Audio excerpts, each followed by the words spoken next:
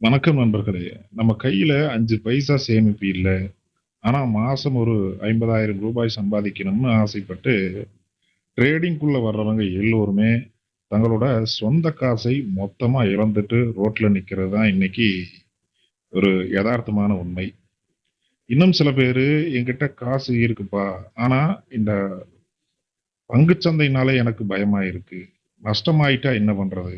அப்படின்னு நினைச்சுக்கிட்டே கத்துக்கவும் செய்யாம, முதலீடும் செய்யாம காலத்தை வீணடிச்சுட்டே இருக்காங்க.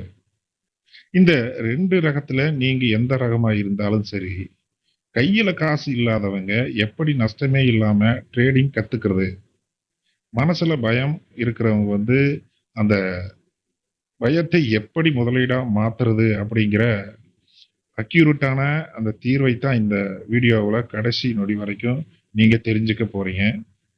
நிறைய பேரு கேட்கறாங்க, ட்ரேடிங் செய்யணும்னா பெரிய லெவல்ல பேங்க் பேலன்ஸ் இருக்கணுமா? வேணுமா? இல்ல நஷ்டமே ஆகாம ட்ரேடிங் பண்ண முடியுமா? அப்படிங்கிறது தான். ஓப்பனா சொல்றேன். மார்க்கெட்ல நஷ்டமே ஆகாதுன்னு எவனாவது சொன்னா, அவன் ஒரு ஏமாற்றுக்காரன் தான். ஆனா உங்க பாக்கெட்ல இருந்து ரூ. 1 கூட நஷ்டம் ஆகாம, ட்ரேடிங்கோட ஏ டூ ஜெட் நுட்பங்களை உங்களால 100% லைவ் மார்க்கெட்ல கத்துக்க முடியும்.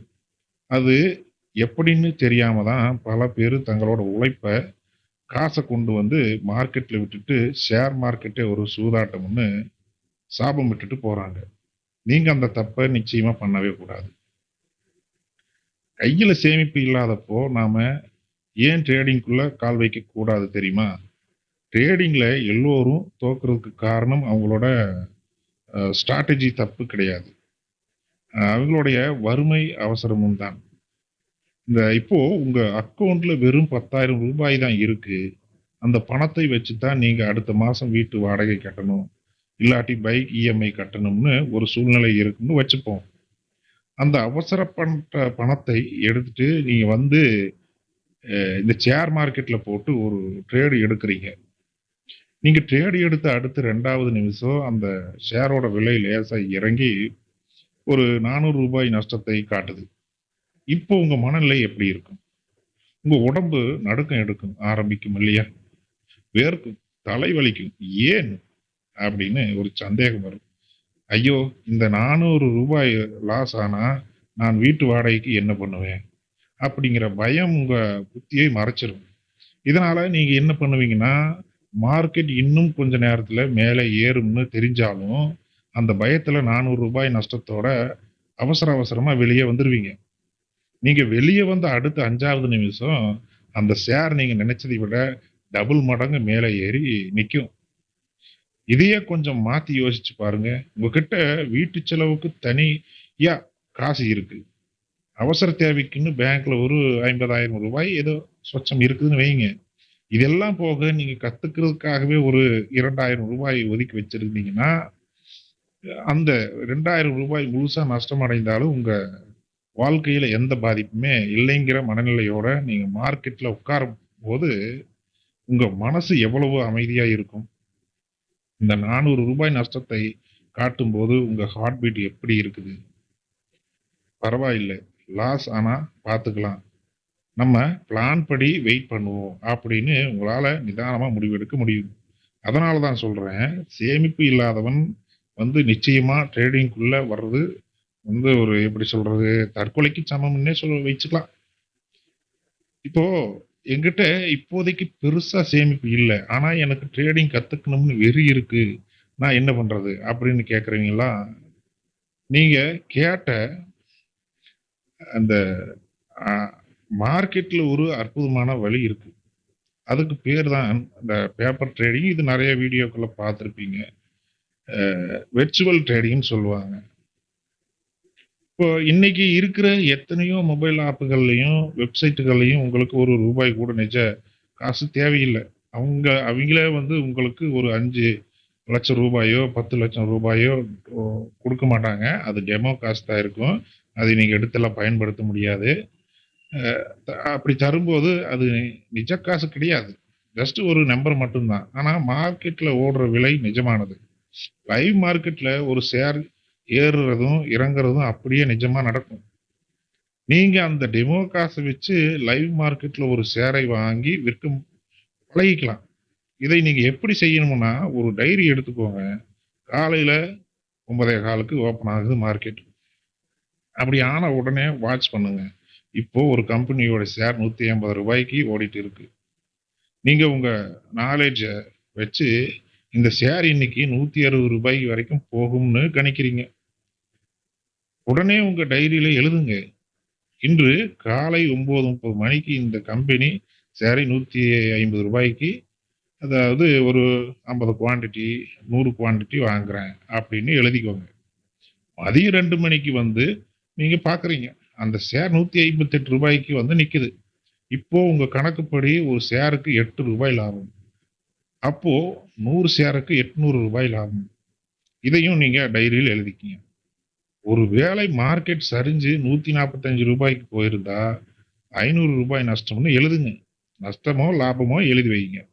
இப்படி 1 மாசம், 2 மாசமும் தொடர்ந்து உங்க நிஜ பணத்தை ஒரு பைசா கூட போடாம பேப்பர்ல மட்டும் ட்ரேடிங் செஞ்சு பழகி பாருங்க. மாசம் கடைசியில நீங்க எழுதின கணக்கை கூட்டி கழிச்சு பாருங்க. நீங்க லாபத்துல இருக்கீங்களா? நஷ்டத்துல இருக்கீங்களான்னு உங்களுக்கே தெரிஞ்சிரும். அப்படி தெரியும்போது தான் நம்ம அடுத்த கட்டத்துக்கு மூவ் ஆகணும். இன்னும் நஷ்டம் தான் அதிகமா வருதுன்னா, அடுத்த ஒரு மாசமும் நீங்க பயிற்சி எடுக்கணும். உங்க பாக்கெட்ல இருந்து ரூ. 1 கூட நஷ்டமாகி இருக்காது இல்லையா இதுவரைக்கும்?